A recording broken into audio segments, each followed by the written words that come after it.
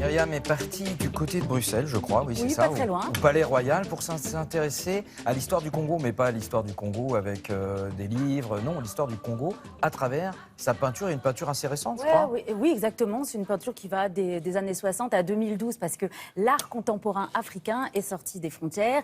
Et depuis quelques temps, eh bien, cette peinture a eu la reconnaissance du public, des critiques d'art, des musées, des collectionneurs. Et j'en veux pour preuve l'exposition qui a eu lieu l'année dernière à la Fondation Cartier, Beauté Congo, gros succès.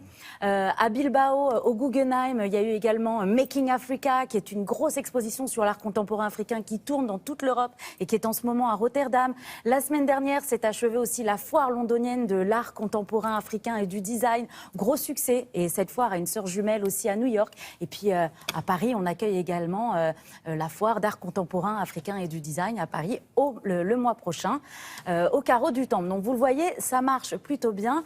Et on est content parce que le continent africain, c'est vraiment un continent en pleine mutation et extrêmement créatif, et qui a donc ce bel accueil du public. Alors moi, je vous emmène effectivement à Bruxelles. On connaît l'histoire de la Belgique avec le Congo. Ancien colonisateur, on va Exactement. dire, hein. Et donc, le musée Beaux-Arts a souhaité rendre hommage à l'art populaire congolais. Donc, une exposition qui s'appelle Congo Artwork. Alors, c'est une peinture populaire qui raconte un petit peu le quotidien et la vie du pays, hein, tout simplement. Une peinture que je vous propose de découvrir au musée Beaux-Arts de Bruxelles.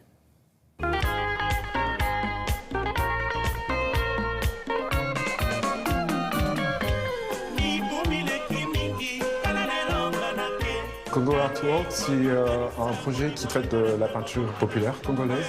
L'idée de cette exposition, c'est de chercher plutôt à mettre cette peinture en lien avec toute l'histoire picturale de la production artistique au Congo depuis la période précoloniale, coloniale et post-coloniale, tout en traitant aussi des questions d'actualité, des questions du quotidien. La peinture populaire qui va être faite par les autodidactes va plutôt creuser et puiser dans toute la tradition effectivement de production artistique qui ont un objectif, celui de communiquer, c'est-à-dire dialoguer avec la société.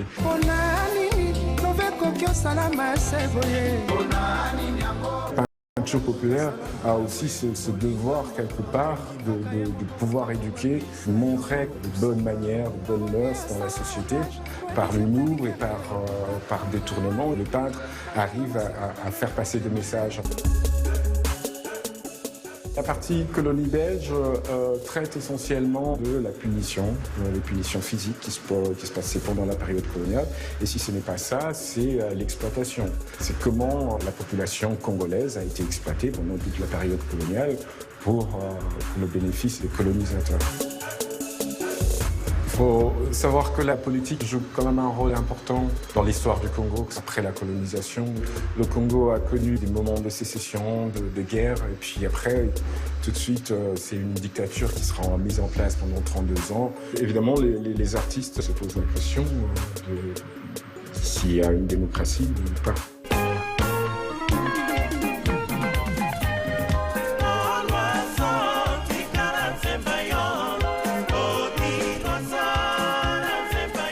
Des artistes comme Chéri Samba, c'est des artistes qui ont su effectivement avoir un discours qui va au-delà de la question nationale, mais c'est aussi des questions plutôt mondiales. C'est comment, partant d'une culture locale, témoigner des relations que ce pays peut avoir avec le reste du monde.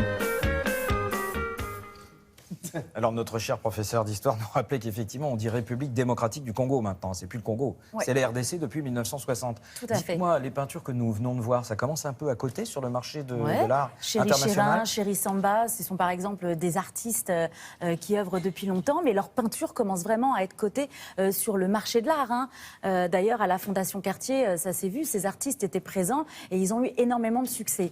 Là, ce qu'il faut savoir, c'est que c'est vraiment une peinture qui est une expression artistique à part entière, exactement comme la danse, comme le théâtre. Et il faut savoir aussi que dans le pays, ces artistes populaires sont dans les rues.